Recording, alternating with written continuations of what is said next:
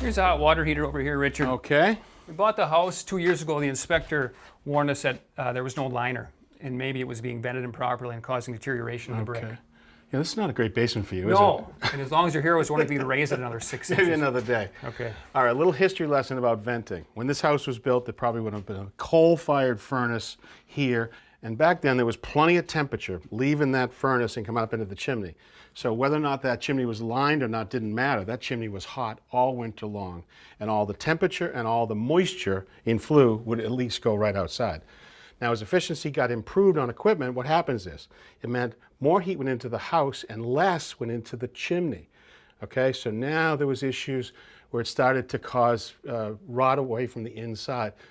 They take the furnace, the new modern furnace, it's so efficient you don't even need to vent it into the chimney anymore. Now we're stuck with just this water heater with a tiny flue with nothing but a little bit of temperature but plenty of moisture that can get in there and rot that brick from the inside out.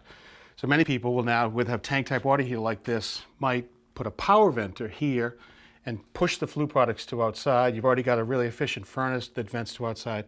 And once that happens, now the chimney can go away. People say, oh, look, I got all kinds of space, and I can just get more square footage here. This is something you want to keep. The chimney? It's local Cream City brick, which is famous to Milwaukee. They don't make it anymore. Okay. And we want to expose it, maybe the second or third floor if you have it at a fireplace put in. That would be cool. We really like the character, we really like the look to it. All right, cool. So how about hot water? Do you have, you want to keep the chimney? You got enough hot water? Three kids and my wife, the five of us, we've always had issues with it. It's always, first person takes a shower, the second person doesn't get enough hot water. And with two girls getting older, we don't have much of it. All right, well, you have got a 40-gallon tank type water heater. It looks like it's been in for about 5 years. It's a 9-year warranty. It's got some life left in it. You don't have to do anything right now. And many people wait for the water heater to fail and all of a sudden they panic and have to get hot water that night. What I'm going to propose to you is that we change this out to a type of system that lets you keep your chimney, direct vents to outside, gives you plenty of hot water, and saves a lot in operating costs. Sound good? That sounds fabulous. All right. All right, so what I want to get installed for you today is a thing called an on-demand water heater, also called an instantaneous water heater. It's pretty much the standard way they make hot water in all of Asia and most of Europe. It's less than 10% of the US market, but it's growing every day with good reason. Yeah, we have 5 people who live here, Richard. Is something this small going to heat the water? I know we run out of hot water pretty quickly. You know, it will, because it heats water so fundamentally differently. A tank type water heater sits there all day long with a burner underneath a tank. And it's on and off trying to keep that water at 120, whether or not you're here or not, or whether you need hot water. What this does is it heats the water only when you need it. When you open up a faucet, then and only then does it come on. Now, it looks a little confusing, but what happens inside this is there's a gas pipe to it. Here's the gas burners. There's a fan. It pushes the flue products, when this burner comes on, down through this heat exchanger. And here's what it looks like inside. The hot flue gases pass down through these fins. You see the fins right here? Extracts every bit of the heat it can, and it transfers it into the copper water pipes. Now, the water pipes go back and forth, back and forth. Now, that has cold water passing through it that soon becomes hot. So by the time it passes through this primary heat exchanger, you've extracted a lot of the temperature. But remember I talked about the moisture that's in there? At this point, underneath it, there's a secondary heat exchanger that now picks up, you see it right here? That picks up that temperature and also that humidity, that moisture, now called condensate. And now that thing passes through here, and you can see the water that you've already heated continues through another heat exchanger here, extracting even more. And by the time it gets done, you've got almost all the energy you put into this transferred into the water that comes out through the faucet. So you'll actually have enough hot water for your soon-to-be teenage daughters. Which thankfully, Richard, is a few years away. That's right.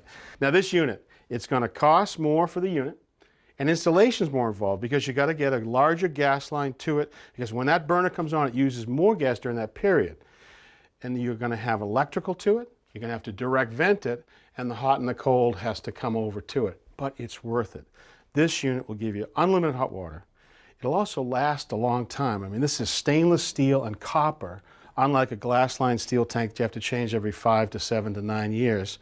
And the other thing is it's going to save you a lot of energy, about 30% at least. What do you think? That sounds great. All right, let's get that old water heater out of here.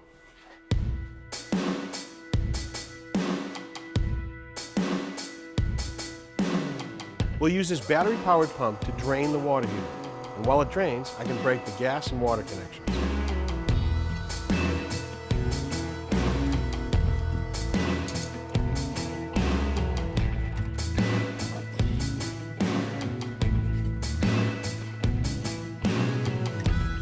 Local plumber Larry Budiak is giving us a hand with this installation. We have to run a new 1-inch gas pipe from the gas meter to the new water heater.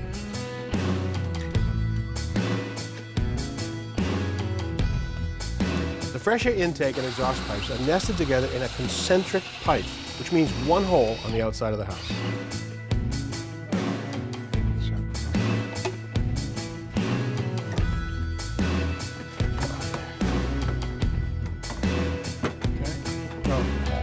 Beautiful.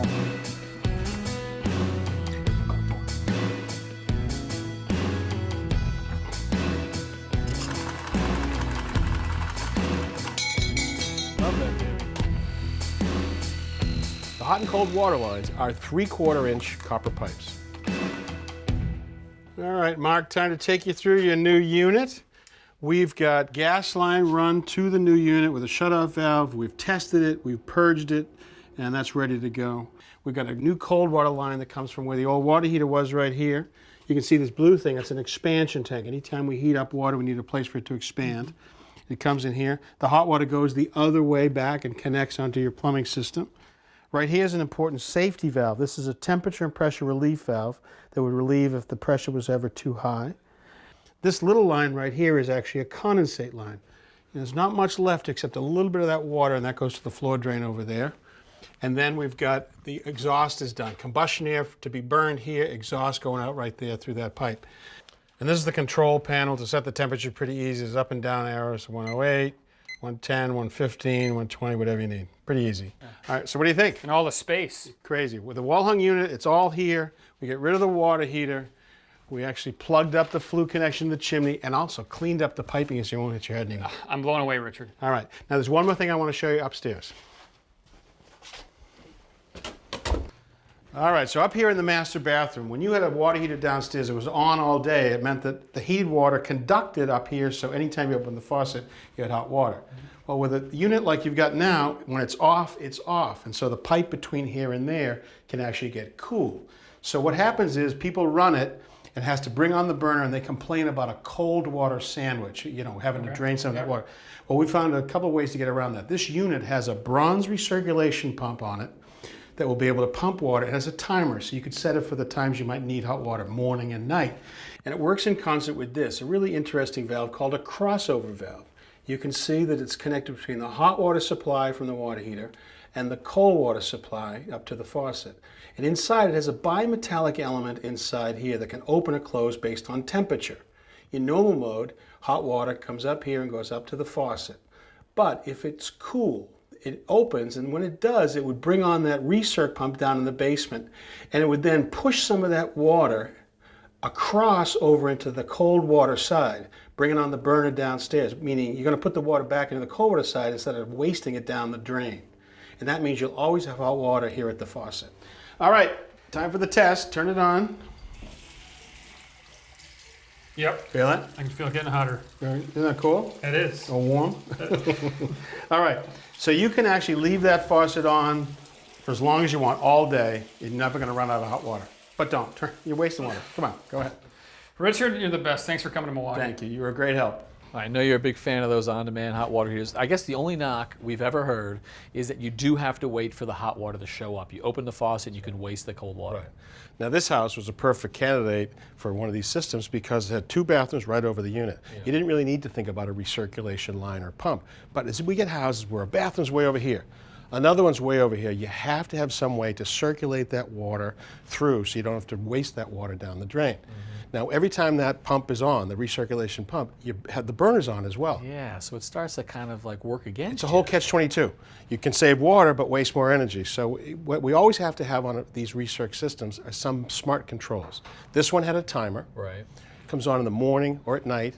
But there's others that have a little bayonet switch that can go into the bathroom door. When you come into the bathroom, close it, the pump will come on just then. That was kind of like an occupancy switch. Another one has a little wireless Wi-Fi or Bluetooth. Walk in to take a shower, That's push right, the button. and you know you'll have the hot water. Yeah, very clever. Sure. So in that case, the circulating pump comes on, pushes the hot water up to that faucet, and it goes through that beautiful little valve. Really cool. Right? So think about it. If that bronze pump is on and there's nothing open and the crossover valve didn't exist, it wouldn't do anything. The pump would just pump against the dead head. spinning, the water would go nowhere. Absolutely. So now when this is available, it's a one-way check valve in it. The water goes through, Yeah. right? And then all of a sudden, where does it go? It goes to a weird place. It actually goes backwards down through the cold water line. And what it's going to do is actually complete a loop at the farthest fixture so that there's hot water available at the farthest fixture. That's the thing that blows my mind, that even though it goes into the cold water line, it ends up back at that tank because it can only go where there is no water. There's only one place it can go, right back to the water heater. That's brilliant. Yeah. Nice. All right, good information.